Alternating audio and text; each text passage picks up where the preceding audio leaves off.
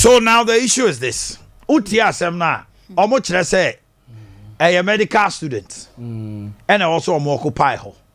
Particular hostel ho. My question is fine. Nipa no go tua ne fees no. Magic. Oba imagine the hall dues. Yes. At what point in time, because ni din wo ho, ni course wo ho, eti moji fees ni bibia wie na mo check ya mo hu say oni ho no. Ada na mo man ko da. Mo sa jane hall dues meaning say we fit for sa room. Yes. Means yes. Me myself say, fan say nipa na ko tua. O say level 100, 500, 600 medical student also mo. Nipa na tua ne fees. Hall fees. Magic. Oba so betua no you know tumu we ni din na e se na nim say the course here doctor of pharmacy no why didn't you tell him say ha say uni ha na ko be befofro and nipa na tua wie magina wie now you come and say onto and is that how you evict nipa no as if say look at what you are doing. I said why the year I et you hall master so we hall master cry will lead you omo do you do this omo papa bi na no gina won maame no omo ye de omo na hall masters na so also me say o ka say but we are told say omo be report ni che say obi ni ne ba obi ni ne yire and it's dangerous. Obi ni yire na aba na omo fi say omo ba no na qualified to omo hwe say omo ntu because what some man case I have been a student before. Yes. So I have been a student. So a lecturer ko be ka say e kan kwala ni no address him as a lecturer. But I could tell you say sadia we yes so say ya say me ba wo school na me ba school asem na metime etuka na say metime fifie ako school because emrante na small mo can say the parents of the person who is to occupy the place na now and now I could tell them money so it could be say bia entisa but because so mo ntwantro almost they were their parents and I could tell you conversation na no nkwala na have here say our people are coming. Yes, our people are and also so your people no problem. I've been a student before. How can you do this? I could tell you never with any question so and you biana Mensia government hospital oboku mensa koya ya asemu no kura na say yake wiase yenkami atwa I don't want to believe say the pakro obeda ho na wofo I don't want to believe it na boss na can obey mo ama oba na wo pe so obeda dem ho na nti wuyi be man ne ma say e good dem ho na wo ye ne say that be na if you the panu so on to cry is that how you ransack you want me to say ne niema no ka se na de ayira obedi what nye e dey na bedo e no oba oba ko school oba ni dru school ho no so won nheseye omode egu akwam nti if there's bibi a wo parent no onti ase a wo ba report to the amawa you don't go straight to that room that has been allocated to your son that say nipa no on utu no because nipa no yamfa nche no susu tua until you go to the school authorities no more address it dan say wo na obekwa akogina honom say yense say obi ne manwu abonten na wo fa oba ekoto dem honom de na ne ono soso ne bada honom na no ya bi that is why I'm finding it difficult to accept say a parent ne ko I am finding it difficult to come to terms because I am saying say me sure say ebia whole authorities no mo fi say nipa na betua kwana ni say command but if that is the case then is the fault of the whole authorities because mo na imagine sika yes whole master was there why did you take the money yes akotene about time betieti mo romanya 33 million 33 million many dues so to 33 million school fees my no and akola no free kumasia bugo hwa baby otua yi ne ye bantoma yes and what to kwaya akoda ho akodu ho voter region now so e jo ni obusua ni bia ho yes no na jo a lot of them epeche now is that how you treat students? Is that how you treat them? Oh, Debbie. High-handedness. Yeah, they handle issues. High-handedness. If you have been a student before, Papa na okasasano. Is that how you were treated when you were a student? Adea Akye was a man for sending so pie say. So we ye na. You're very careful how you treat Obiba. because me dey say Yahweh me pese me gi atum say e parents e ko gina ho say ye ntu obi ba no mo ba me da me pese me gi adi what goes around comes around the law of karma no parents they are follow nkola to various halls no say be ye hu be bia akoda no da pot one say chine na wotwe say there are rules and regulations say medical students first year 5th year and 6th year na da ho or ye doctor of pharmacy and to unqualified but we go first year or the second year o ko tua no o tua ye no fa ne so ayem from so atua waba yes mo hwe ni din no ya tro doctor of pharmacy. Why did you allow him to go and stay there? Oh, for Ebia all these years, Ebia now dahano. Na because say Ebia space, you know. Enti ne de ma mo. Enti ye ntumi ma na ha. Ye do sika no kra ye refer to another hall. Ana say bia unya kwan kra no a. We will refund your money. Yes. Enti ye ntumi ma na ho. Yes. Na akwala na hunu say Woman the baby at that Thursday, Friday, Saturday. Wakotia the hall dues magic. Yeah, we see. It won him so safe. Oh, no man now, but say a dining your dear tuna medical doctor be for Ukraine. One no baba occupy. And in the court. Do you know my father? This is injustice of the highest order. Because students, no make me feel say, why am from Swakra? The way you're treating them, I said, yeah. Omo ye manfraphobia omo ni twasophobia ni niam we se ne masi atu agu we ono ani krom o ono ani krom se bia hey come on Asogli hall head Asogli hall master ono ani krom please Asogli di na da so Asogli di oh serious Asogli hall University of Health and Allied Science Asogli hall ti Penina Muni hall Togba fede and the hall not to Asogli state no this state shouldn't happen as a matter of urgency and was a hall master no omo result because you see you in kwa what the Rika we are a bit too omu nyina which means enye nipa baako and no anwumre I'm told a lot of them ekopechi wo nam fufuo bi hall wabro mo tue sika yes ye ni mo bro waduadua ni mo wura mu anya sika it is how the nipa no unqualified me masem ne say eh den na ye bo ni din no ne course ka ho akwata ukwa registration yes into obe registration no a of the hall no any room no mona mo allocate room ti mo ni din fiti preko pen kwasa ya wati mi da obetimi de open ko room mona mo be allocate room se bia ya bo ama room 2 o ne bia asumesi and ekoda mona mo kwa hase na matuma with the number of students na rooms are available yes it is saade ni hall hono mo a na ne mo te wono mo ye na menya sure so say a student better betu ni pay occupy room every university ne that is how the practice ukwa say o menya room your room 245 yes many okwa okwa o me roommate we no akwachiacha o na bia akokra say obeba Wednesday ni ade that is what is done that is the normal practice room to be a next hall no mo kwada I think say no the best but say we no say kura no na me dey niam no kura o mo togu oprekese no na people say o mo say can you why do you do that na no ye kan wasem no am for free complaining pa say how issues we no mo complaining wo ho pa kan wasem na no ye nipa na tua ne sika what tua sika no sika na dey up to screen iso yi uye no free wa hall dues massage the moment I met tua hall dues a obeje no metua me hall fees are watching. It means that when you man your contract, one man baby, me just your student na na didn't pay call go buy.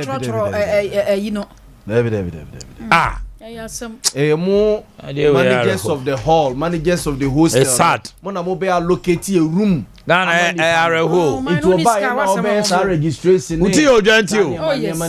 Ghana no ni ska. She said there, we dey out. She said the omu yi and boys need near me go up look at the way omu yi omu near me go as a tenant bia yeah okay yeah only didn't come I share citizen coffee tweet no yes if I omu fa citizen coffee tweet no nto so kwabena twe ya adwene si so pa say ya me adwene nkoso ye citizen coffee Oye MPP ni pao. So no na Global Access Bank. Yes. Ono akra na Western Union I'm told so the Ghana first or what shares near the DB. I say MPP has broken all records since independence. Worst economy, worst currency, highest unemployment, biggest debt, the fattest lie ever, IMF, dirtiest water, Galamsey, highest inflation, also robbery of the highest order, domestic exchange program, and the biggest shame, McMill. We are not say Ghana for should ban the MPP with their votes for 10 years. I know the Enyon on the bed decide they are Ghana for. But in some our can yaw. I could move any one of my chantro. Hey, West economy. As a better okay. Now go to West economy. Hey, but for Ukraine and Russia and COVID. But for Ukraine, Russia, and COVID, no. Saneke Jomama na ne wo ho no mo between 2019.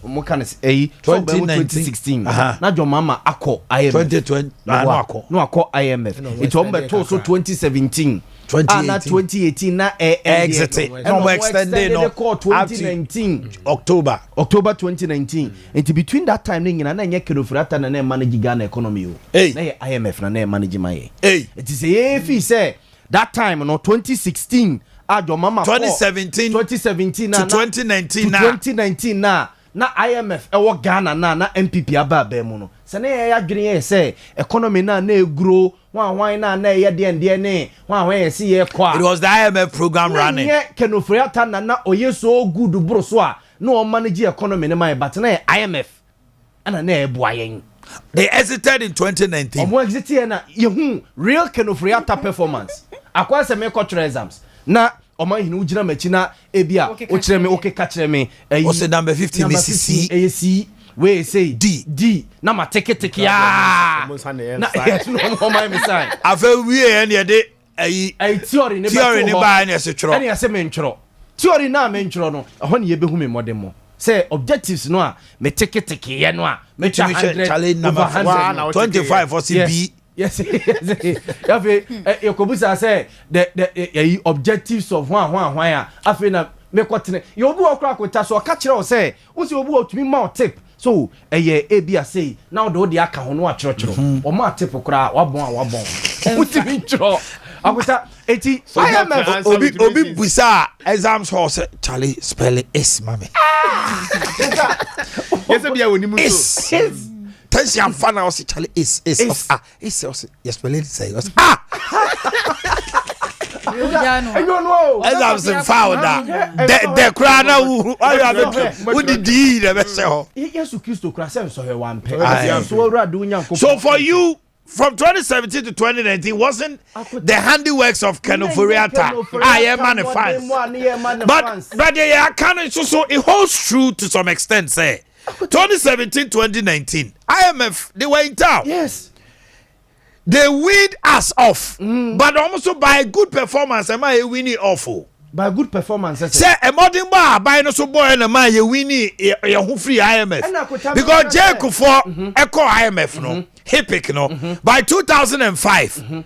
Oh, we need Ghana from it. Emma 2006 Ghana be crab but for Dumsa Omanhene Yaw and a credit crunch. Yes. Ebe how so probably. 9 people are winning on 2019, but for COVID, any Ukraine war, winning on 2019, and you will teach any be okuta ba. Our junior students can offer so. HN say, tro de a THE tro. No a tro. S a IS na can offer tro. Teacher Nino, Edina ba koye. And a COVID by Kenofriata honomo say on manage economy and a COVID by akuta COVID na de na ye keka no ho ya na me won wase de bibia kokose COVID because ye ka kire Ghana for say MPP for ka kire say even during COVID economy no grow me boa yes omoma bibi by 0.1 something there COVID no a Adea Akye countries who grew negative economy go almighty UK US Italy, France, no near the etchi form bono. Ghana, you be catch say we are in a comfortable lead because covered by yin economy no a growing. And we had almost about $3 billion from World Bank and say that IMF. Says he can in a begumo. Senenka teacher in da so wa kakuntan can you see? Okay, teacher in ko yanwa ye jack no friata. Second ye what this year was saying in a teacher in general console from Yale. From Yale, one university no afife ye adwuma and ye ko bankrupt and ne the big say nipa 1.3 million anko sign debt exchange program say bond bond de besia wa mo man no a Ghana ye ko o man ni bo sa ne yenka no because bankrupt the akota ko bankrupt say company o say ton company that you declare bankruptcy and you are finished. Yes. C'est company Ghana a company you are not fit for purpose and area surplus to requirement. Yes. Football you call bankrupt means say o man Ghana electricity everything baby ya ba begina enne asate nese say individual bond holders no say omon sign no timi yakota say kenoforiata ye hoahoa ne say o ya dear but you have party people who are defending kenoforiata Queen.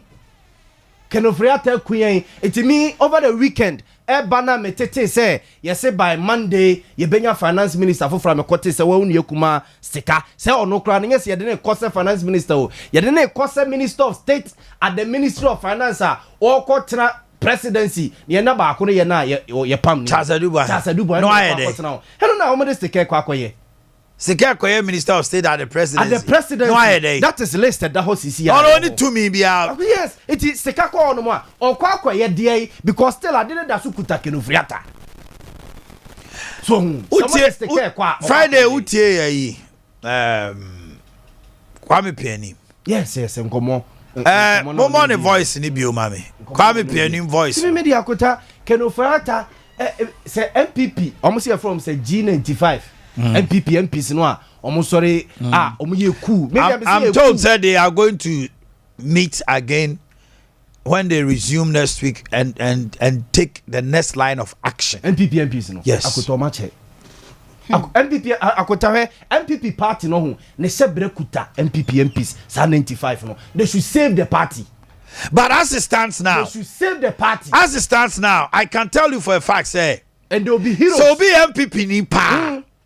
Now, Otrasis ma, I was so suma MPP. But they are not seeing it. MPP ni pa mapa. I was saying somewhere oh sunisio because Jacob for MPP o jai and you. Ira from Jacob for MPP party ba bemuno. Edia na yira free mu. Na do dan kwaku for na ye minister wom. Hey, ya asafuma for na ye minister wom. Mo nyina mo da so ho. Iti mo de. Yes, mo ya de ye. E say do mo sa de o. Oh. Mo de mo o 2000. E say de o ya de ye no. Asafuma for ultimate now because special advisor to president Anambwa. Mo ade ni de. 2008 mo de boy ekuta mo. So now can MPP tell anybody that we have the men and yen economy ye? Now what is understand? Boys. I said they are outstanding. So some who say the papa the kind.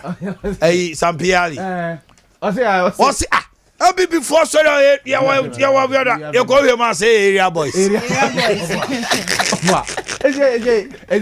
Just say lawyer obekadi. Mera wow. Obekadi no pay. Mera wo. Obekadi no pay. Because yo, edu baby ahun. Kwabrayen kan okre. 2016 me I sat on radio and told the whole world say your mama memo nye. Na Kufuor do so. Me say obia otie mi bia be ka say I said it and we said the policies of the MPP coming no ebe bo man no because they are dadum so because na capitation eku asanteman we all fought against it. This is not what we bargained for. And I ever Kufuor bo nkoma na no, me didn't call on the personal. Yes. This is not what we bargained for. Different. Different. You see, from 2017 to 2019, Yaboama probably the argument I will make, somebody will have a different argument. Say, can Oferiata so I'm on home or ding, and I got by now I'm on home or ding, and came to me we need a home from IMF. But IMF no call, COVID by after post-COVID. Here, October 2020. Na Ghana for nyina kase omo no nim de say yen to Obama who can manage post COVID. Yes. Sure. And Ghanaians agreed say the Trump card is with Akufo-Addo's government because the oye COVID no obetima manage post COVID. Na kutanya bet COVID so anke Akufo-Addo lose 2020 elections no. Sanya COVID ne ba ya Akufo-Addo so lose 20 COVID no and also leadership. Ma Ghana for who say sa ne fellow Ghanaians no that kind of leadership what say de chere Ghana for no na ma Ghana for who say kai papa man no kwan no. Yeah, ma mene Mr. Kingsley Kwesi Akufo-Addo be lose. Na de na Kwabesen Jochen komo. Mr. Kwabesen morning. Hello, check him out me here. Association of Insurance. Yeah na Body ni pan balance so I am signal me. Yes, I am common cause any corner. Insurance companies are not exempted from domestic debt exchange program. To almost so account. It is how the who call insurance said life insurance normally are there. Insurance companies no omofa usika no. The surest way aban. No the amount buying say aban ye na coupons interest on it every 3 months or 6 months. Kakra ombenya no. Nti deeper dom insurance or my no. No the amount buying. We are not talking about just million and 2 million billions. It's 2023. So be insurance. For about 5 years, 7 years, 8 years as soon. Now, a insurance company, when an insurance company can say, sorry, I'm buying bonds or toy. You see, the contract is between many insurance companies. Minimum buying. Chemio. I can sue the insurance company so heavy. But the other bosses say, insurance company no so GDA unya wa buying ni mono. There was an insurance company no so see our buying. Because maybe see can be try. You see, there are individual bondholders. They have to sue banks. Oh yes. Because I have nothing to do with the government. All I know is you were the intermediary who took my money. Yes. Mediskane mao. Ovi said the entina na ye ni abri ECG force. Yes. But say ECG na so say coniviary wo. Yes. Aso me ECG na enya. But ECG for them tua me light. Enya me ne Nana Akufo-Addo and assign social contract. So I'm sure you see Gasomai. Yes. It is a do maybe not be Busano, Sadentina, way my another catcher of Sadden and Mibusano. Me to Abama, your mama. Me to Abama NDC. Man to Abama Kenufriata. Yes, Nana Akufo-Addo, it is a Goya. Say, Wona Ghana for to Abama, Ghana for Nim, Minister Bia. Yenimo Bia only to my own another. All we know is Nana Danko Akufo-Addo. Adu showboy, do something before you die. Anameboa. We're defending ministers before you die. Mr. Kingsley Kwesi Kwabasen, good morning. Good morning, sir. Now I'm home to say Adea Yaw. I was your phone here for me CEO Ghana Insurance Association Penny Nekasa. Madaroma DDE Domestic Debt Exchange Program no mokaho ana mode you are exempted. Oh. Yeah, sure letter the command minister. Sir, anka only in free me. And also Eddie Mwai by say Mamin Chia Motifuna any actual food. Yeah, Joshua. Now, as beginning no. But sir, yes, let me the call, you know. And Yama Miansan and Nana Yibisa. But I couldn't say, she can't go for, I will say a bomb hole. You found accrued coupons. That's right. And I say accrued interest. And you're back on. And you did two just say, 0 coupon, say, I fear you see me in a year, she emphasized at the home. And also, at the hard drink, and I say back on. And some I had the request, say, only if Mama Fine come, and also another one. Now, out of Nyama Miensa Mabu Bosi, among others, Mienuno, the Omudi Hujuma, Bakwa Kani a dead exchange, and no, also chas, yes, said now baby, a buying one is here, and say, you can't say ye is more, and they have been. And she, yet in Sushi, yes, you, or the buy any yata, yatsan, yena, yet in Susu, Fuako. And she based on Mwaye Benyan Susu, everyone Susu for the corner. Then we'll be able to know exactly. But John Susu, Ben, I'm there.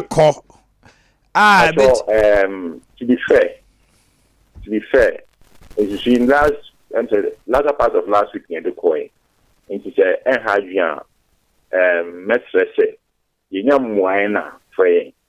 If you are a Moana, you will not be afraid. Because when you are negotiating, it's just fair that we will give that each and every party the needed respect. So in the interim, because the Shia minister 2 times, and within once not say, and never do a while, you need a regulator, and I need for share so direct Financial Insurance Commission, anchor, you need this year, and you could bear 10 times. And then, and he let me try the far commission also, and the command minister. And he had the coin, is a commission and the course, and the or say, we'll get a response. But Jonathan and Gun. Don't capa casa.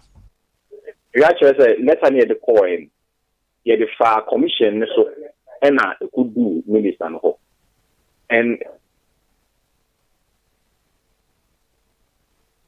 I'm hoping by this morning. Yeah, I feel the Bobe 12 another about him. If you are fair, which number the exact issue. Okay, the dynamic can say. Commission Kasana. No qualms. The dynamic can say in the interim, what assurance are you giving to your clients? Your clients, oh, okay. Assurance in say you go to be Juma. Ebia and some profuni. My memory statistics kakra. Say we share policy holders or more insurance policy or Ghana. Your friend liabilities. Sika say Sika from no ukabo about 6 billion, that's 5.9 billion or thereabouts. And the number of policy holders, number of individuals, back 7 million or thereabouts.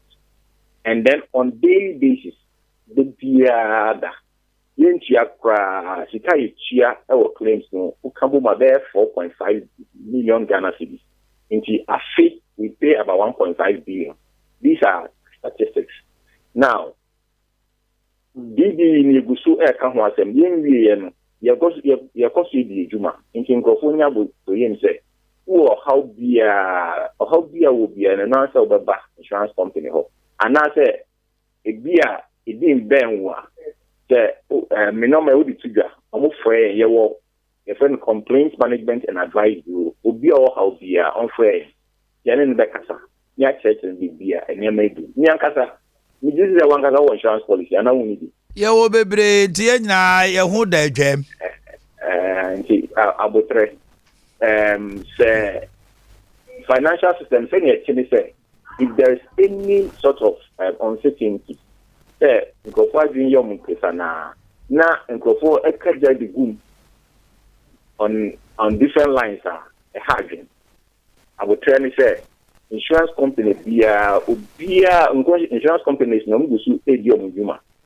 who for a company now on san kind of frame you will assume or friend complaints management and advice bureau you bet you when you share ya tell clients who do how to tuga and how do how to brain you bet you client faso you see the insurance company you gusu edi juma you gusu kasa okay no so we say me dey offer me we need problem never that's right okay friend ya you take me that tuga Kisley, mami na asia no pay na me fa osi ha ebrenity why na ye senate bia no e oman na ye chichiri na ye go di ye ho akire ye nhwe kwan ya kakra nyina ye besuso ye nsan kakra na ye fi bon kra ye mu. Thank you very much, Monica Sa Kinsley Kwabase Namotese and Kasan CEO Ghana Insurance Association Namotese Meneno Choche and Komono Grace Gift for Wahano Mona me wo Gabi wa hawatrase oye nimdifo eba pomudimo niema ni nrudia Gabi mache o na ho to say bibi aboko ene de na woma ahwefo ne tifo yo bacho de wo ema tifo ene ahwefo nyina ne se ya di Christmas ye wi sebe yakodi niema bebre make kura mpo bi wo ho ana Adea ensheda mwa ya pomudino se Grace Gift eba betrase a ye be pese nka ye behwe ni kwan ye befa so a ye betima clean ye system no ana say ye betima aboa ama ye system no so aye den etimi SCP esita na openi me pese ye behwe bibi about pawpaw leaves eye bofre ahaban ya ye bofre ahaban aye won wo Ghana bibribelo openi pawpaw leaves ya de bia ekra your friends a great benefit pa emani pedua but bebre na nsheda enye den enim bebre na nsheda nim na openi me kan ade bi from woman bi your friend say Charlotte Piho Charlotte Piho, one of the greatest writer on health na asemo a okan evidence bi o di man about pawpaw leaves in ye was say pawpaw leaves no one it support digestion a support to digestion. And also pawpaw leaves contains enzymes called papain and chemopapain that aid digestion, preventing constipation and clean the colon. Also has high anti-inflammatory properties. Imagine or say phytoenzymes be I friend back say papain and I say yes chemopapain. As our two phyto ingredients we a year juma in the digestive system by cleansing the colon. Unya constipation. Opening I can't remember. Say me kai say there was a time one doctor na me swapa and one doctor be catching them say even po so be typhoid fever na so most na yade a. Ade ba ko etimi boa ne nso no mani CPC ta yi pa pawpaw leaves. Ehuru boa ni yi pa.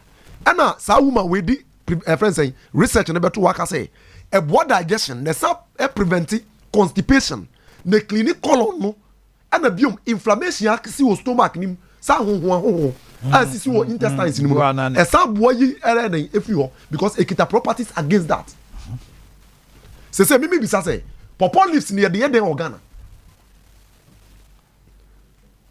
ye twagu ye twade number 3 or say lowest blood sugar levels. It lowers blood sugar levels. And also pawpaw leaf juice regulates the production of insulin. Openi, him say insufficient your friend say insulin production by the pancreatic cells no and likely so be better your friend say sugar because pancreas no produce insulin and they control sugar from the bloodstream. No correct. And what I say pancreatic cell no active enough to be able to produce insulin. I bet control sugar in the bloodstream was a pawpaw leaf juice regulate the production of that insulin, which in turn checks blood sugar levels. It has amazing wonders for diabetics. As I'm walking in you, say Ghana DNAC majority are having this problem. They me yakura say some problem we ba the sadi a rheumatism and arthritis. Don't pay me because the blood itself is not the pure blood and nipa nikura. Niama biya ba frafra no and then nourish sa niama na frafra no and nourish bone no. It's about bone no nya problem. And was out to also can say menstrual pain. It may boa and normalize the menstrual pain or see. Are you a victim of excruciating menstrual cramps and lower abdominal pain during your period? Pawpaw leaf juice eases menstrual cramps and lower abdominal pain. It's no sound pawpaw leaves. So how do you do it, brother? No man now. We are the yem blend the keke ni anum juice in the form of juice. Let us be drinking. This is what. Bofred no. Opening. Na haban no. Asa wo kani. O the good. You know the show kakra. Yes. Blending. What blending? No one no. No one so this one. And no can no. So who? One of the greatest researchers so far was he. Drinking this juice always lowers PMS, premenstrual syndrome, or symptoms. With its potent healing properties, balance hormones, and regulate menstrual cycles. Because I drink imbalance hormones. Imbalance of hormones. Because the brain and your fibroid near because of your friend's hormonal imbalance. Yes. It's a basa won't say bosome no swan. Obu an menses 2 days nature 3 days irregular menstrual your friends the hormones are not balanced. Yeah. And because me mommy ni nua bi no the problem of this imbalance of hormone and the generative what we call fibroid and the man. Adea ba ko mo man say pa brown pawpaw leaves. Opening brown pawpaw leaves until the whole thing shrinked. And no shrink. Yes. Na me akora den time. These properties are in this country. Yes, yari. Opening obi bisa masembi from Botswana. Me kire nunum. Woni mi say o ka kire mi say Botswana yesere so ntu nunum krampo no. Oni ni so menya bi. Ye gyan free wa and ye hye no. Ti asemi osaka wa asi. Or see it helps treat skin problems. Pawpaw leaves now. And what I just say, pawpaw leaf juice is rich in vitamin C and vitamin A, which improves skin health and leaves you with healthier and more radiant skin. Pawpaw leaf juice suppresses the activity of free radicals. Carcinogenic substances like cause cancer. No, was say pawpaw leaf juice need to suppresses animal. Cancer no kokra. Yes, near the cancer man was it me here the suppressing. Cleanses your skin of the toxins that cause skin problems like pimples, freckles, and acne. Tubu pimples wono supi na nim nyina. And what can pawpaw leaves no e was our potencies no say yes adwuma no complete. Tina say o blend now no ma. The beti ma hyesa wa nim. Yes. Pulse no ne ade ni nyina. And then ma do na because of chemicals they apply to the hair, they blend lose woman hair. Mami said the about to also promote hair growth. Pawpaw leaf is said to promote hair growth, prevent balding, and thinning of hair. It is often found in anti-dandruff shampoos because its alkaline component is effective in removing dirt and oil from your scalp. So, or see a pawpaw leaves, no. Some of the baby are afraid and no do na edika tre ma trefu no. Ya the baby are afra no. Because it means death, and your friends say death every go, and a scalp, and a dandruff. It also serves as a natural conditioner and bring back lost shine to your hair. So as a worker, so research, mommy and the betu. But how many people know? And he has a great gift. See, a mechanic man who ha on. And you are near person backing with evidences. And just see a boy. Who the answer, bra? Problem what? Said the problem. Who the bra? Just say Adea also akasa and die. You mean treaty. You better make catch no. This is you be the numbers you better do. Ayi yare ayen treaty de wo mo ani tuade bia ye ka sebe eni fredi emfiedu no machide kɔ kwata ɛna achacha ɛna emum no ofa nso aka kyerɛ sebe akwadro ɛna jimi ɛno de nsa ho na de aka bia no wo de ba yesa said ye better high kekana no na ma Grace Gift Herbal Clinic and Laboratory Services asoye ye dance na obedru ho nso a said ye kan ya obo ade no brana haba mana na de adwuma ye fa hwe nka ho etimi sro bra na bagye ya resa papa isan se baby a wo ba e beka cho sa de we de bro ya ho oden so no ye fa ma ho no eno na ye the best for you nti ye sro ye to nsa afro se 2023 be ma ni so no fa bra afenso so obanso so asebe asie ho no enkoyie no bra ne emo a ne emfa natural herbs na entu yare asema na yare ne kwa emabio kumase hanom yasoye ewo Shim School Junction Barekese kwa so ena enkra pumpuni mantem so ye wo new Achimota Petroleum Bungalow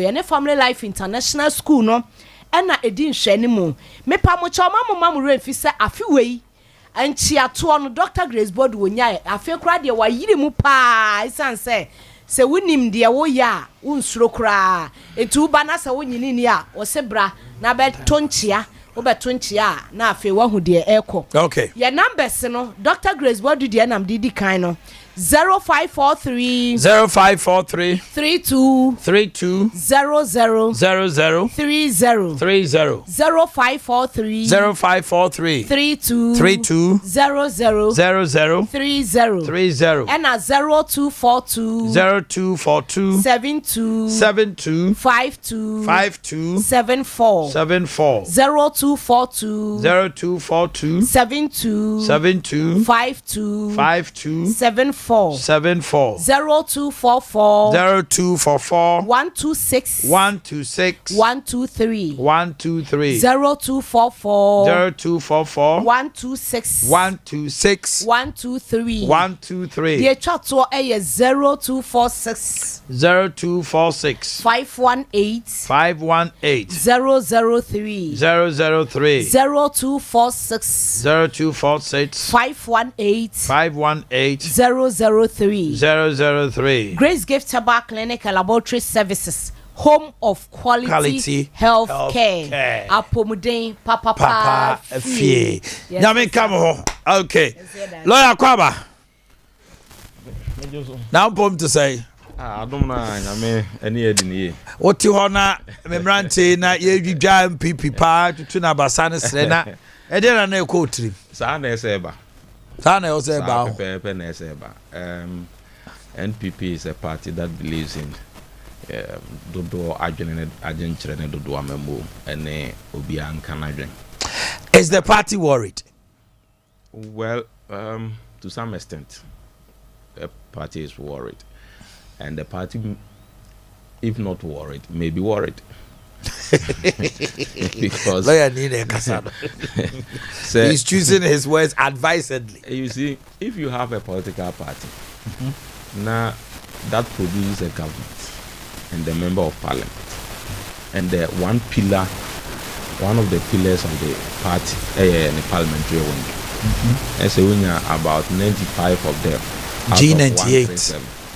Say bibi nkoso yi aban no ensesa the minister bia it gives cause for worry. Into be a right thinking member of the party cannot say you are not worried. At least the government and the parties at crossroads are somewhere, and that must be addressed, and it must be addressed in a more quicker and the earliest possible, as soon as possible. ASAP. Adea na esi enti anipa bi ehun say at a point in time, if you are a good dancer, you must know when to bow out of the stage. Else you will be booed. Hey, and so you say change name wa ehihwa sa na mpani aka, and this wisdom, this adage has so much wisdom in it. Ntumi sisano. And to be a comedian, no matter how your prowess are, say well, who bra so free stage, you'll be good. Vega cafe na can't. Yeah, pamon. You see, so it is either you jump by yourself or you be pushed. Now one way you push you no I know occupy. Now 3 kobo. It is a wow huria. A boy. Go at the NSC, at the NSC. Emma Euro Foriata in all the life you've led, both private and public, it has gotten to a point. Granted, it is not even your fault, but people say, I mean, the whole nation. Friday say utie, minim so unya time tie, Kwame Piania. He made a profound statement. Or say, uti sikaso. Na unim nyansa ye de hwe sika no so a. Na unti sikaso. Na de otable asokra so won fa so che. Well, you may not be able to fault him for that opinion because the premise upon which he is making the opinion, yes, is solid. Because say ne kasa o kasa for almost 30 minutes. Ne kasa nyina kan ofurata namus. O se se o mampani ama kan ofurata nkwa. O bonda emudu pa one Ghana peswa kra o momonti. Oh, na say you see we a lawyer metimi say o client say how pa. The edru no. The people call, you will be having so much cause as to what is really happening. Omo frɛ no we are lawyer for. Me call bank, you know. This is what they are telling me, and one of my godfathers me virtually being a lawyer, a friend you feel discuss this with me, and honestly I told him not to sign the agreement paper they have provided him, because you cannot vary a contract you have with somebody at your own expense. So to me for pay. No. Me do me na sign contract je say Omanhene me di misika we yi ma fa didwa emfa so obe also no say na meje ana say na ade be ma me oh metimi de didwa no emfa so e wo so no say ni na metimi de ama ye nyina ahyehyɛ de go kratas manya me de wanya wo de. This is contract. You cannot vitiate it by and no. Unilaterally. There's this principle of contract that says pacta sunt servanda, that an agreement must be respected, and not that just be respected at all times. And me know what agreement say me di misika amount na say na menya free money Adea. Minim say ntia me yes anhyehyɛ na ma me. Enti say wo say wo ho akyere wo nti no wo pɛ sɛ ɔyɛ nsakyerɛ wo bua deɛ fɛ ɛne deɛ yi wo buo ɛne sɛ ɔbɛfrɛ me na ne matena sɛ sɛ sika na ɔde maa me no me anya bia me ka asɛm de yɛ ABCD mantimi amfa anye anaasɛ biribi asi me ho akyerɛ me enti me ka asɛm ka CD baako afi bia ana bosome miɛnsa ana bosome nsia bia sɛ deɛ akoduru mentimi nyɛ ne saa ɛsɛ metimi no yɛ nhyehyɛ foforɔ at least if nothing at all mema nhunu de asie ne adi nkomo na ma kyerɛ madwen na wa kyerɛ wadwen da bi sɛ ndie wo yɛ ne saa me ho bɛkyerɛ me pii na emom no ebi ana ɛsɛ nka ama me 1 cedi ɛne ma me 50 pesos na de aka no yɛntwem kɔ berebi akyi na ho henhan wa wo de ama me na yɛsi nkonwa ne atoto adwene nka we hula balu bi ani. But you don't arrogantly sit in your office and fashion variation into a contract. And say media say na me. Say now be no. Is that amount to expropriation, or you are telling the people say what are you saying? Are you going to expropriate the people's property?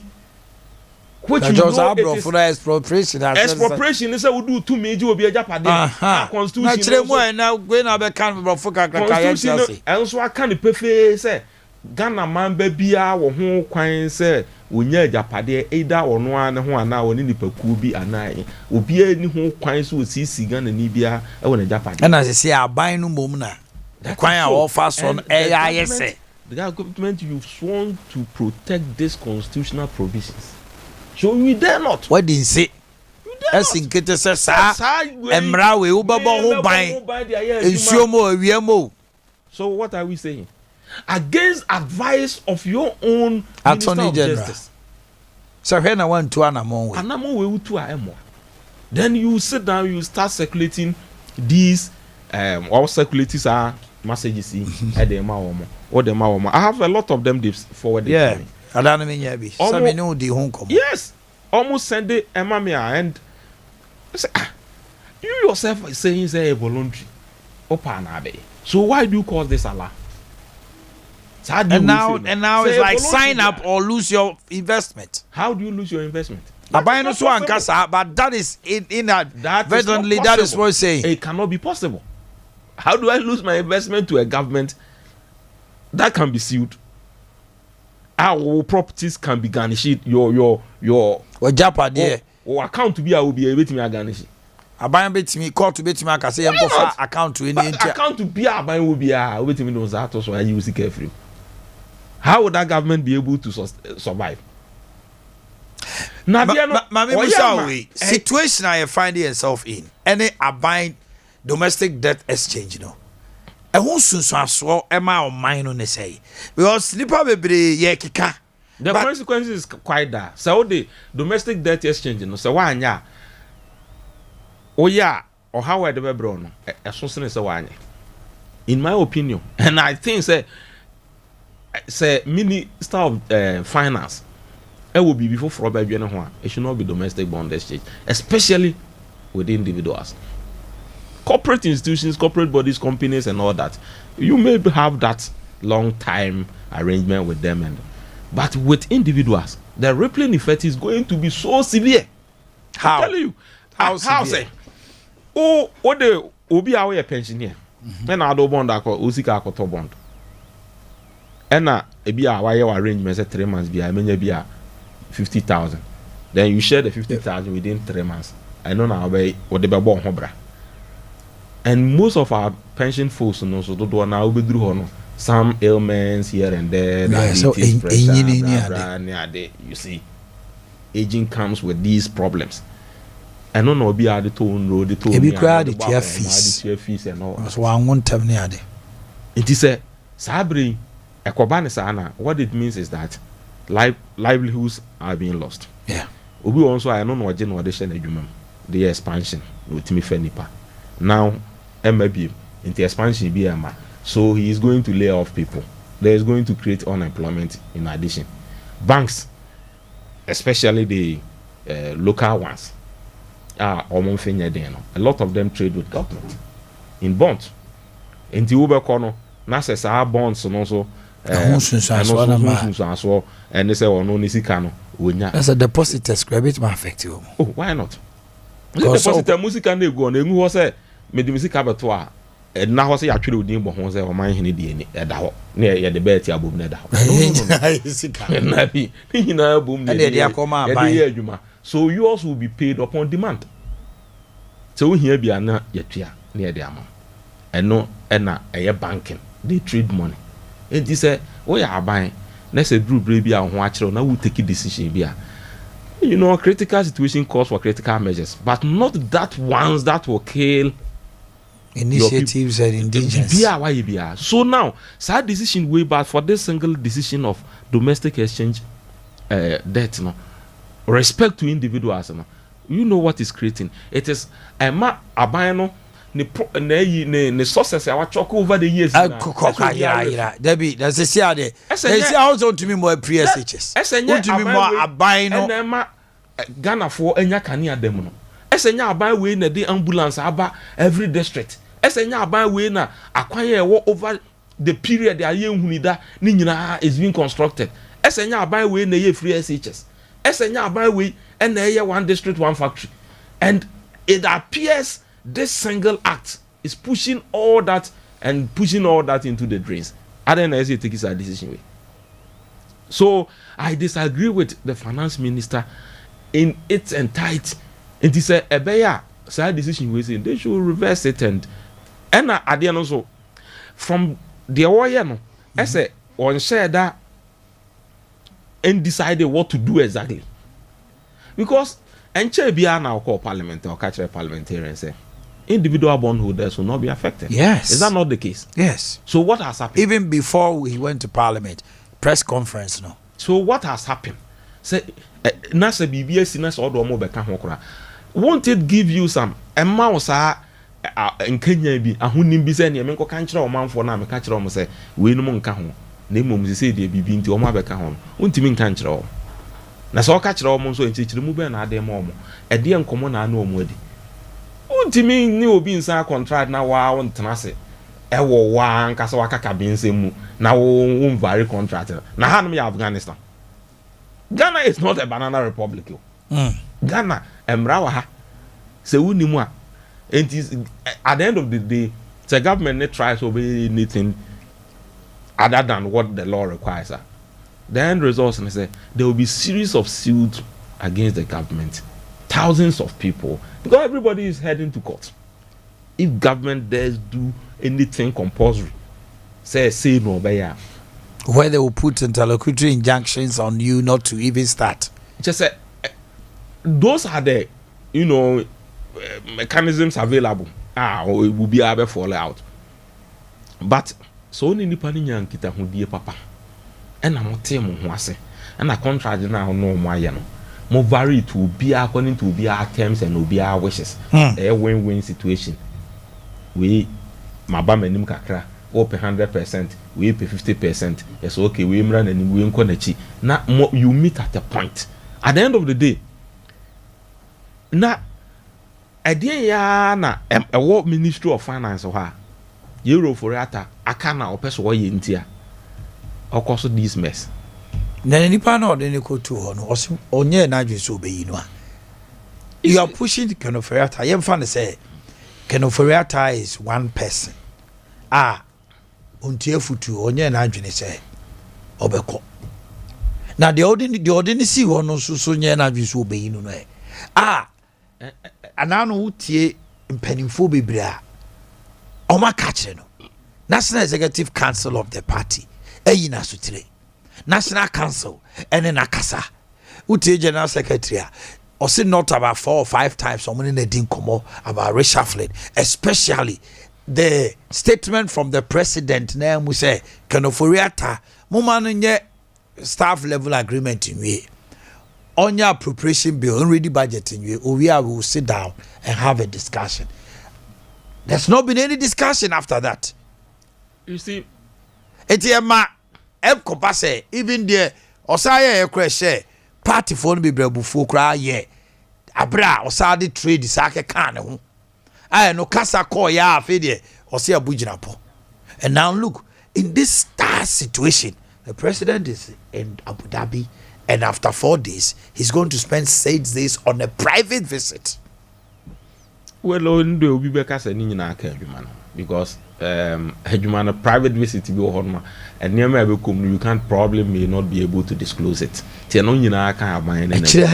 And that is so. One will feature Hura. A being so crown and up sa private visit. And on their quackos in Subu, sa baby. And no crowd, I didn't even for the president.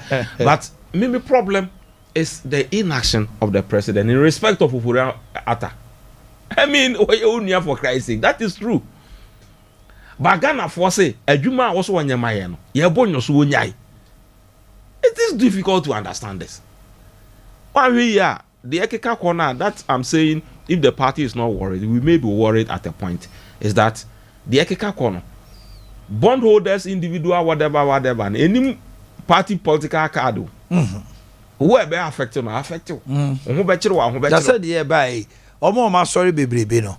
Untumi nka say NDC for. No. NDC was say. Omo mani abi 1.3 million no. Ghana for no. For you know, kwa bi kra mu be 800 e omo mo to aba. Any power 2020. Any power frame me first. For a die hard MPP and even at a point of financier. Frame me first. De ne koko, ene ebufu a. Ohome kura nsi so. Ontimi kura nkasa. The offer first. Yes, at bank and I had to find a way to calm the person down. What means any pressure or pressure? So it is not a joke that we're talking about. Until the earlier the government sits down, the president fires Oforiata if he is not going by himself, the better. Because young fan say there's no way Nana Akufo can fire. Young fan said yes, he will never happen. Ghana for say one pena. I mean. And your money will cry just expectation. Say onu free wa. The expectation is that the urban bay and you different. Unim said, say Koba say Euro for that anyhow. Or also say domestic in Kahun. And na we free on a new person aba. New person never and no say no. Me share near memoir. I said find individuals in Kahun. Come better say. Enti yem free omo. You know na me no omo trans say. Euro for that ka say mo de nkem fa mo Kahun. Ye mum bia odi hu na mene ka say yamfamo anka ho ade ekoni say economy ne crash a ye nyina obia we are all going down. We are going to lose our investments and everything. Obia is going down to at the end of the day say o man na crash untimi nya ho hwe enti eba ne sa ene ye nyina no this is what we are going to do. This is the plan ya adwene ni mo so mo de ene say then you sit down you judge because me say the end results na severe. Then I may have to sit down and judge all with you. We come into agreement, say, okay, XYZ today, by ABC, then we all fashion it together. We are near the inside secretary. Minimum a bond or and can say match 2023. 2026 or 27. Name Faswa Minian said. So 2026 now I'm going to get maybe 10% extra ABR returns. and no yes fulfilling at least no so twa ope eduru ho a medwiri misika photo bi nso ba beka ho and na esan say oye new person awaba na yes so by nature we give people grace period and honeymoon. Yes, you give the people honeymoon say oh we dey afi no aba and ono omo akasa faithfully and diligently like when the former the late Mills took over. Yes, Nakufwa single spine but workers said say we dey afi no abaje ka say they gave him a 1 year say on fan to ne niam worker now ono ye beneficiary no so in the same way that so it means Ghanaians can show faith with you when they see the situation Ghanaians, as that. Yeah, Ghanaians generally yeah enipa aye general so ya wabada ya wotema Ghanaians generally wotema oh we dey no watch no mo memwa no ananka ye timi che kromfo na obi a wono a obi kura awakum nipa in the process. When people na sympathy mo we there mo go there mo fa nko police station mamu mukuno oh mamu nyeni Ghanaians by nature that's how we are. So Ufi said the posture from the finance ministry no it's so annoying so much so annoying Adea ya ada Ghana hanom nko na akọ ye Ghana nko na sabi unim nyansa re yesi kasem ho totoe I mean oh my no I'm a minister of finance. Have you not had any finance minister working? And for his information, no finance minister ever in this country has attached bonds, and for that matter, individual holders. So that is the record he is going home with, if he doesn't know. Enti ma wonye superhuman, ma wonye ne sa. Party ni abre ni aba power. Party na bre papa. Na some of us ebi adwuma ye beye in the process and say na party na ba power ono ne ba bi enye bi da ono amu so nye bi da apart from probably money that you use to finance the party the hard work say ye tisi krom tisi abonte so na me in the 2020 election yes me cast 3 next so call everybody in Kwabre and ask me cast 3 I filled all the petrol and all the crew are members. I mean, assembly members and some of the coordinators. I mean, we go to church, house to house, market to market, because we realize that the situation over there at the time. Share performance over there. Any to why there are some now no beacon. Oh, kasa now more ye de mobile fanfare. No crying na inferiority amount for. So we had to change the strategy. I go to church. From one church to the other, you get a congregation of 600. You sit down with them. You reason with them. Said the more came in more yarding. Nanso so anya hwe. Omobro we bia. Aban no abom modern. E de na ko school free ntino. Saa omobro wa no. Onwene na. Enu ntino monwene na ho. Na monto aban no so.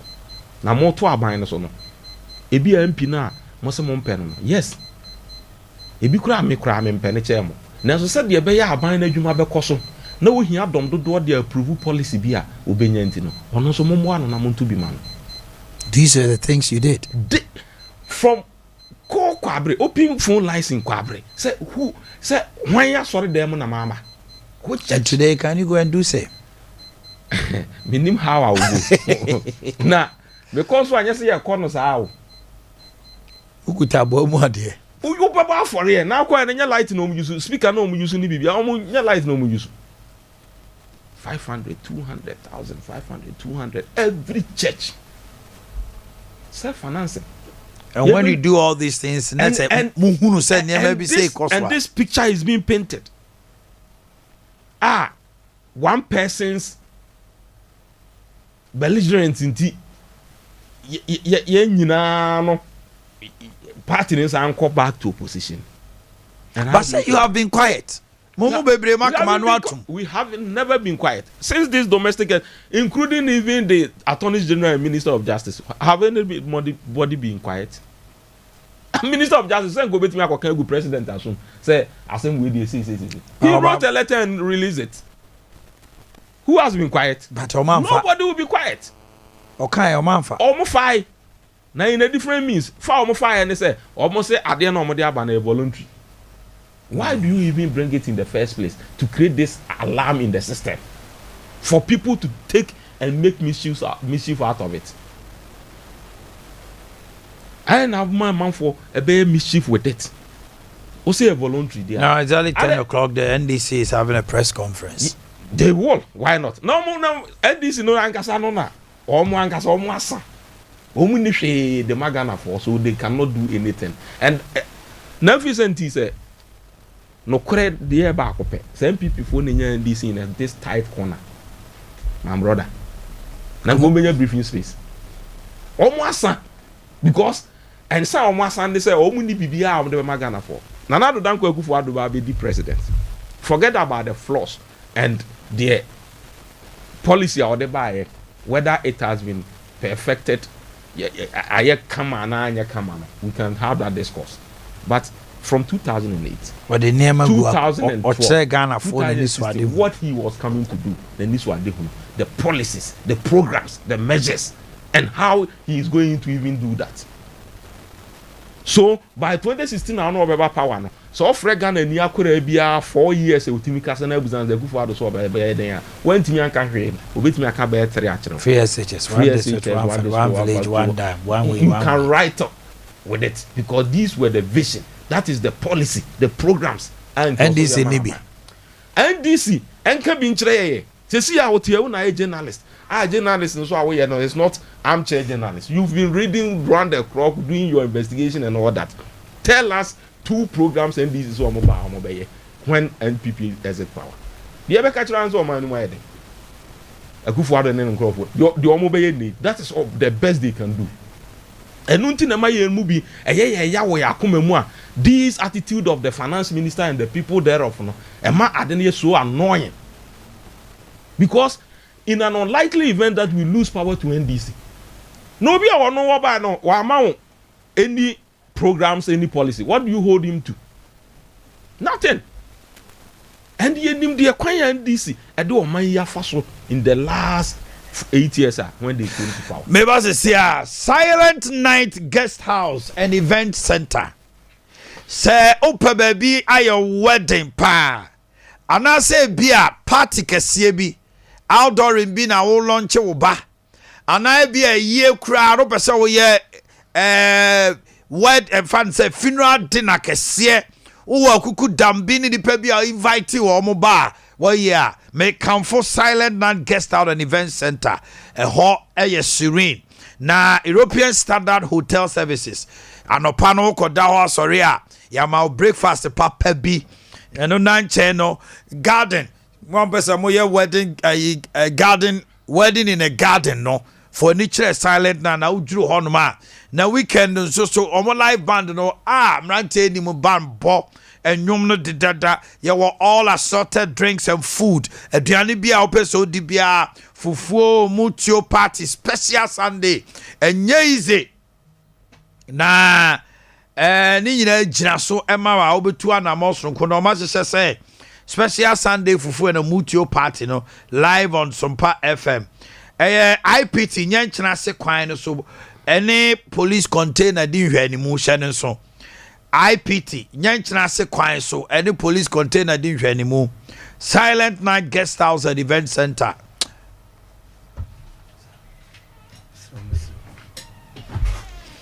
(054) 094-2616 054-094-2916 Frene Buku Event Center no 054-094-2916 and also Dofubi Babeda Power Specialist Herbal Clinic hepatitis A B C D Dr. Akye Abia or Danson Kra sciatic arthritis, gonorrhea, syphilis, broken bones, ulcer, hernia, kidney problem. Now there ba ko ma introduce kura be boa fatty liver.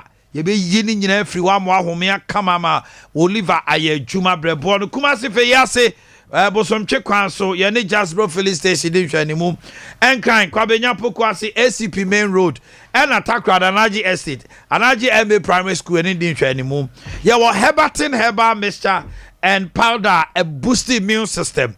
Yeah, what jiri herbal mixture, bema, kwakudo slobe CPS tama, what you boy chuma rera kama. Edua ya herbal malamix, malaria fever, any general body pains, and a cough care. You cook so no how upper respiratory no, Emma chesty cough a while bayne, yare beer or honey. Wow, born into shorty nyina ahora we nyina no ebema bibia free ho edo ya heba tonic so wonum atoa ebema didi kama 024 454 4422 024 454 4422 and 020 038 3831 020 038 3831 WhatsApp line here 0555 79 7878 0555 7978 Aperativo non-alcoholic bitter enunye ame fanchro packaging fe unya Aperativo bitter na wabusa won say dey mesrewa o kidney o liver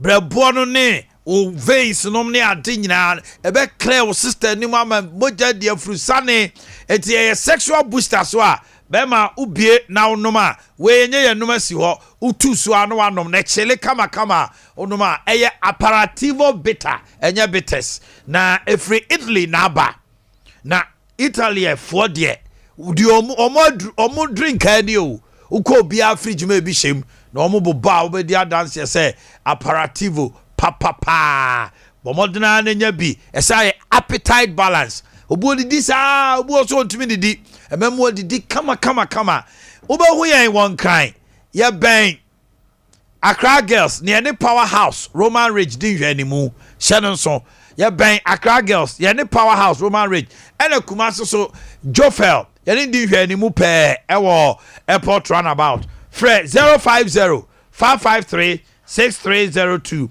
050 553 6302 and 024 573 4952 024 573 49 Kumasi Fred 055 394 7447 055 394 7447 na bibia koso kama Integrity Care Service ya di abrochira bagana obese doctor ba ofie be ho maami udofo na obi odafom nurse ni neba anaye nurse ni oba betena fie wa hwe amiakro wama nedranom wama tube feeding ni ya massage no ni ya laboratory service ni bibia Integrity Care Service obehu yen ewo Carnival View campus Cilium Hospital na chi pe ye number no 024 627 0779 024 627 0779 and 050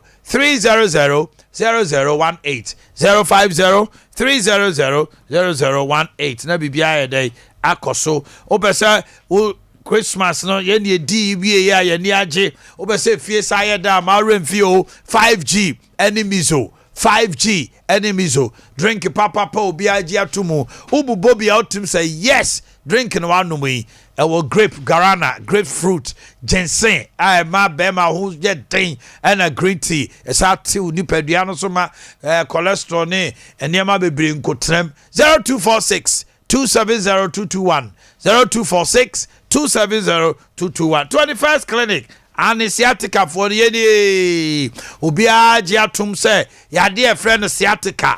So, baby, and your Irishana Mudru Mo Sipicita. I'll bet you want more. The experts are 21st clinic. If you to go up and see ya beer. The expertise I war I de a ye no mawo massage wo a you free or how near money multiminante kama or to chun now nanti chun now to I say chun no laboratory this scan service I would do machine treatment I would do no a 21st clinic 18 branches and counting Fred 0540 311 311 0540 311 311 na bibia nkoso nanka me be ponkra Kokwasa for J and why late pa me akra na te point kam ya free producer ya baby am tene de emwame and this for mutia emwame no credit e ba ko pe because ye kwan so no utimi beto traffic mu anytime Anya she Alpha so je Emra Kano. It's a friend now recoup from I started radio. Oh, they be first time I will share. And the first time I met you. Oh, Azabaje no say. Omo ball crude we no. Tribal elections no ko ye. Oh, we council for bondholders.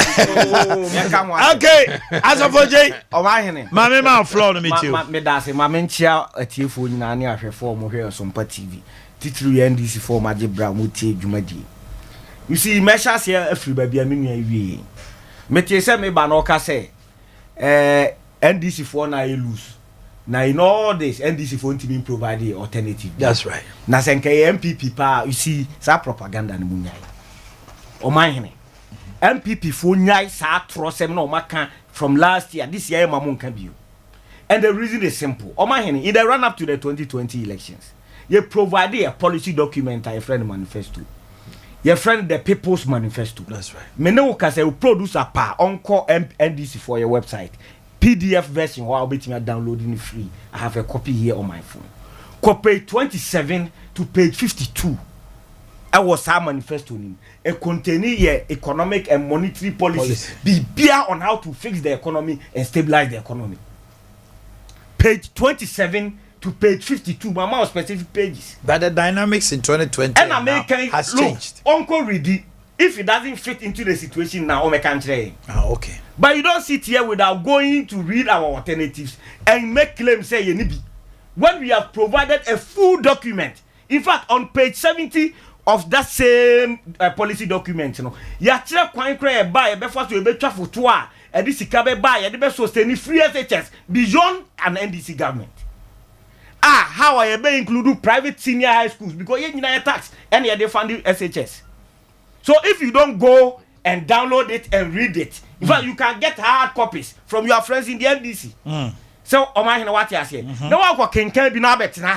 Oh, yes, super so the BBC MPP for a fashion cratem. Omanhene what is Akasan? Oh, and yet Ghana for now, what do you parking time? Yes, super so the BBC MPP for the fashion.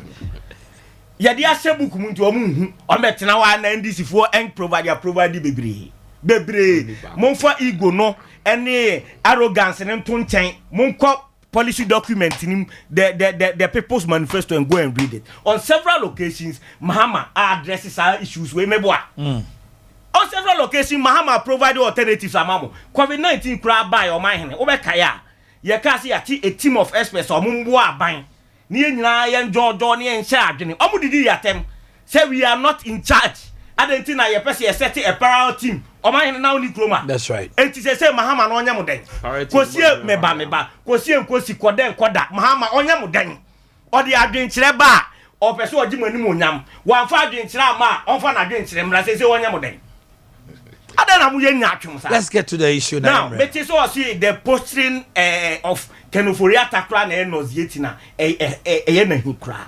How do you blame Kenoforiata? Mebusa is he the appointer? No. On one appointing no. Appointing authority ni mo posting. Ada usuro na Akufo-Addo. Usuro na Akufo-Addo ana. Nya atwem na no Omanhene kasa MPP for mo ye ne bi no. He is the appointing authority. And unim nipa me blame omo. Ghana for mu ntie me yie pa. Sab Adea we asi nyina no yemfa blame MPP MPs. Asante man mu tie me a wo a wo ye MPP ni a obon aya affected bia remove your MP on sitting. Ye nyina ati kromo na mokoye press conference say mu ye pass a census motion. Ni entu Kenoforiata. Ewi ase a ye kwoto aba. Die na si I'm sorry, pay. And a mama papa will go to International Council. When you bra, more nimro one piece so. Amunyatum, all what Chairman Sabosu has no moral authority whatsoever to talk about what is happening. Was he not in Parliament where we wanted to pass a vote of censure on Kenoforiata? Was he not in Parliament? Was he not part of those who walked out? If they had joined hands with the NDC MPs and voted to get this man out, Anka Webesi. Today you are sitting here calling for the removal of Kenoforiata. Master, saka phone in munya me banana me press koso. You had a clear opportunity. You are a bunch of hypocrites. Double standards in the highest order. And today, Honorable Chairman Sabosu is talking about what? Talking about what? Or say, Obano Minihubio. Abani Minihubio. Kenoforiata Niwa. Anka Webesi. Kenoforiata, as well the quotation. After the Gunyam Sumani Mwasi, the General Parliament fail to say you are some new Becatre say. And now the individual bonds be affected. Free, wah, and they are strong crata the my individual bondholders. At said the Ghana Mren here, we are in a banana republic. Meti do a lawyer frustration, I say. Oh, they are acting with impunity as if Ghana are lawless. And I've always maintained that this current MPP is just a bunch of lawless Democrats. They don't give a hoot about you. They think they have control over all the state agencies, including our judiciary, and that is the perception. Transparency International, every year, what they are bringing out, say there is growing perception, said the judiciary is being corrupted by this government. And to unfold, Omanhene Yaw fita duku echena eso no matimhwa. Echena wa timhwa. Wo de woni abre. O kampi akoya ye eche wa ebebu hu na wo dwene. Omanhene ka wo mane nka na ekwan ba ne aye. Opani council senior ekwan ba ne aye. Ukrom kwa nwene ne se. Ena no ekwan ba ne waye.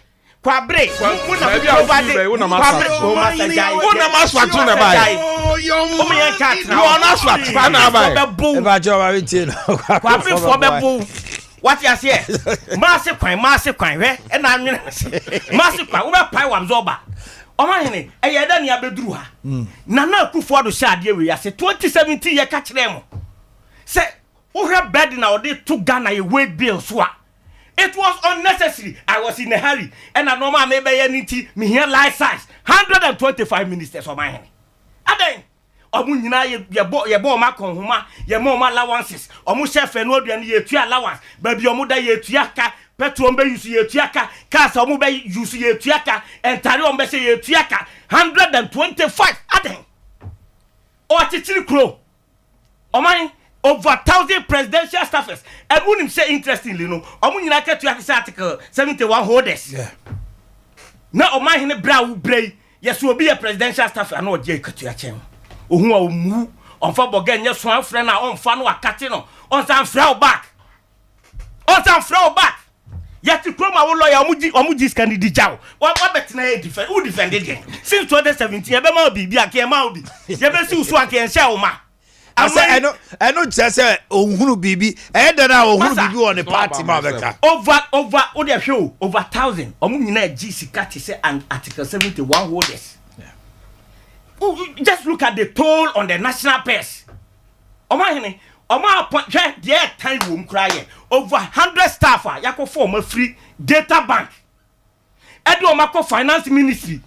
Now are you aware they are on the payroll of GRA? Yeah.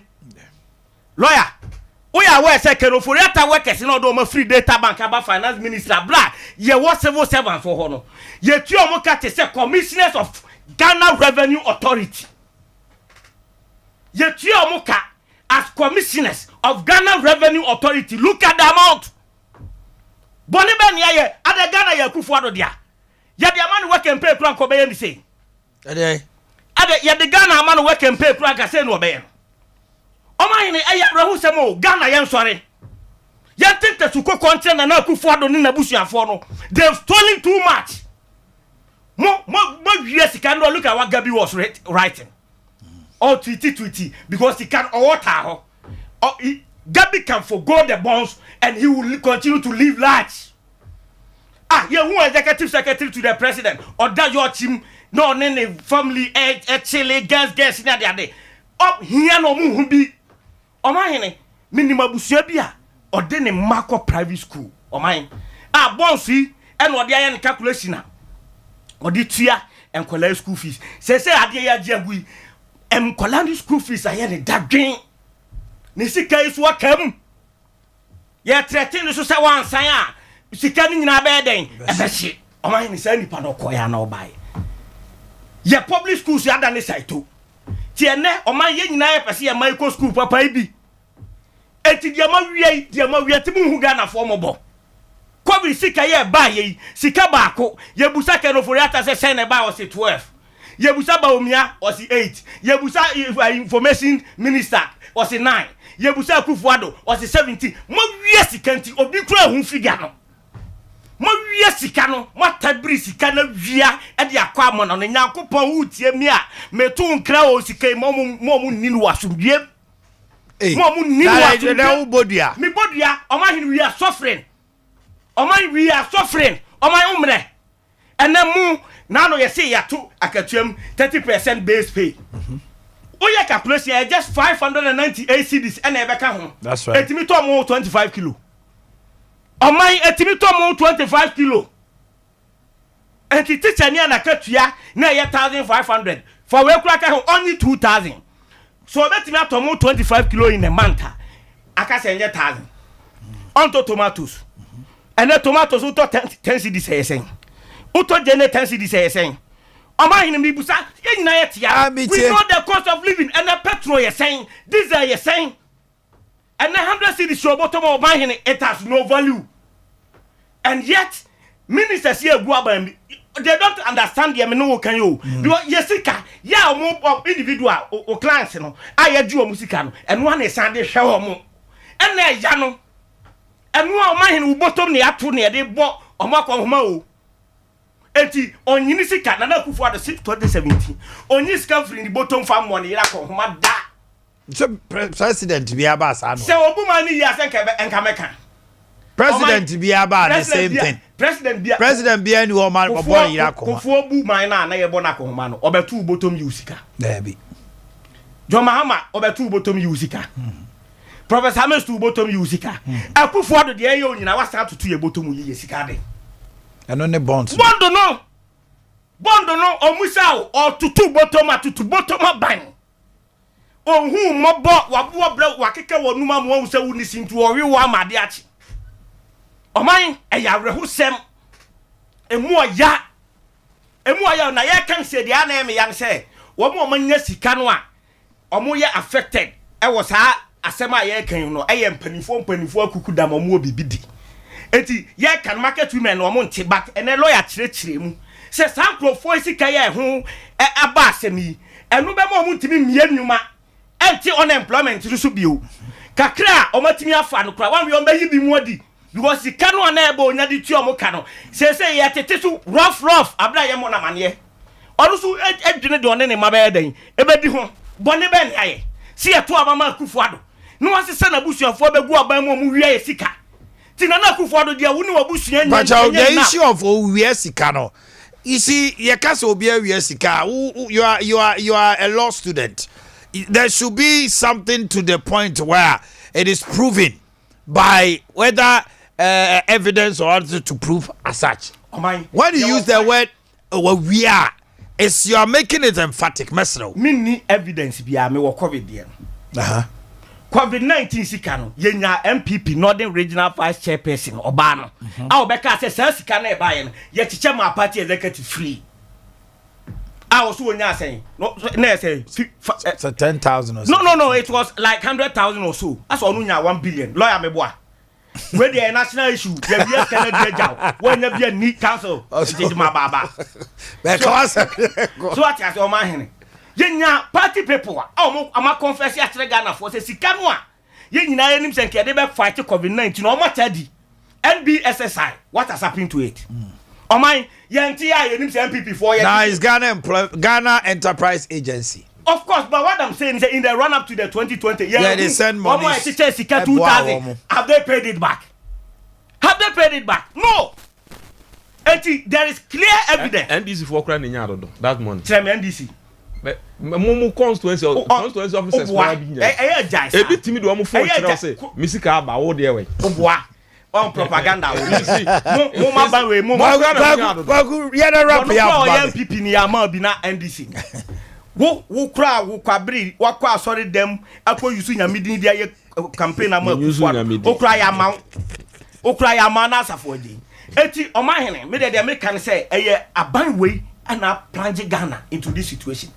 Na Akufo-Addo nko ane aban a waba mutie nie ya bobesia saa ma the whole world say Ghana for mo akohwefo dodo ye mo me bosia bio Omanhene bia sida free mra sentini ni a wo ye journalism what be that say Ghana bobesia ma ya pem ya bo apem enti oman bia say o ma yesika bio IMF kra 13 years say wanye we amintimi for sika man and a bond market kra ye ni access bio omo say ya akohwefo ye ni sika so hwe na Akufo Addo nko na asesa na busuafo agu aban mu binsi da na na MPP mpanifo ni nyina kawe until say mu MPP for mu be start aka no kra tentasi kokwa akere na Akufo Addo he would destroy the image of the MPP beyond his administration. Hold it there. Come in. I'm never that say. As a project, you Jana say ya no be no. No. Na outside gentility. Yeah na. Ye dey ba and yes why born ye twe na so Omanhene. Ye ba na ye twe na so no. And ya kire ya prescribe punishment ye pese de man. Ufra bonten ba ya na akotam say kan say impunity. Which reasonable parent would do that? I agree perfectly with the system. A member of parliament here, they say, Ken Uforata and Ejuma Wayan. No matter what it takes. So now they ever have in Kragana for CCFM, including our members of parliament. And your prescribable kwanya fast wa wonko. And the YNT I say in Nunti Unsifem. It has nothing to do with stealing blah and your more prescribable for that matter that you were more person with the censorship. So which reasonable MP will support that cause? Nobody, because you wanted to do mischief out of the situation. And so be nipa nyam kra obi ani ho anadwene no. Adasa aso betana was say ye mamon kire niam we ni afensa mission bi. So it is not out of hypocrisy. We still maintain the man must go. And in the coming days you will see how fierce the MPs will follow that path. In the event in the said TB obeko. From now going in he will go. But enye dia momo kan. And enye ya adwen say e be shift go post no because we still maintain there are certain decisions being taken by him that's not augur well for the government and the party. Enti ende dia wo dia fato nchen. Na mo nya bi amon kan say na mo se mo kwa press conference. Ye tie mu na mo press conference. I've gone through your manifesto page 52 26 to 56 52. I've gone through it. I was reading. Any I cannot lie to you. I cannot lie to you. I be hard man yebia. MPP for your manifesto no wa the MPP manifesto na hard here who careless. Tina be the careless. I take it how many seconds. Oh, so here What we are saying? Omanhene one we are. Dem also obi. Seconds ayera fi. Any obi no. NDC manifesto. So NDC. NDC but page now I was going through. The time was so. The time was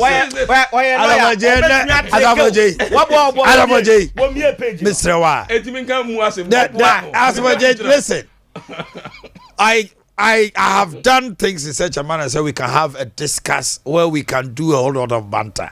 Mestre, next week. Me bantem. See to say 8 o'clock now. Ebasa intimi nye discuss no. And some baby I was saying can be a lawyer reacting now so bemu. Time. And I say lawyer bantem pa. I am me fault. I am next week. Let me the channel for this week. Because said the almost tribal election they call you know. Well, as a for day of 4 people. But call election with Abbas Nuruddin. Now what me beating with that margin? How on earth? Now you see Abbas 30% no. 32,000 for Jenya crowd. Or say any yaso ya offer Yamaponko. So I also ya Santini. Of 15 of our Yamaponko. I don't know tribal election. I'm telling you. But I said you can tell me they have done a wonderful reconciliation. But reconciliation. No, except me no. For where? I better know my reconciliation. My reconciliation, yeah, between Nipa Obi Wasem. As for J, me I don't belong to any fashion. I don't belong to any block. But how Papa they say do get. Me Papa but Omanhene, you know me I don't do politics now. Where or fashion, me need any fashion. Me NDC ni young manner. Masiswa me ya me NDC for so. Okay, abusia for mame famusi hanmo kwakwasa for J Mutenika. Lawyer change di dear friend Asafo J bi Muhammad do di na ye no foriata Asafo J Muhammad do di na ye no foriata nyasa wunya bi ni Baby from Sia, I would have me to you, my dear Samabo. Come be able mix 25